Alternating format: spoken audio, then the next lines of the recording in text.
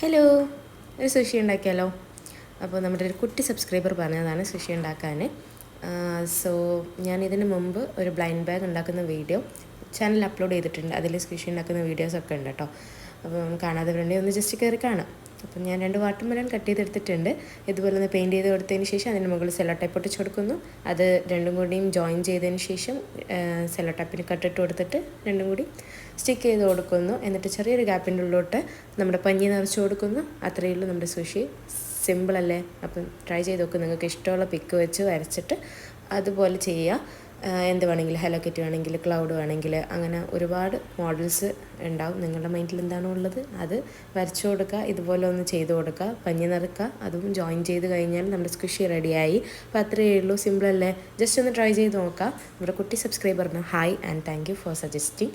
അപ്പോൾ ഇൻഷാല്ലാ next video കാണാം. ബൈ.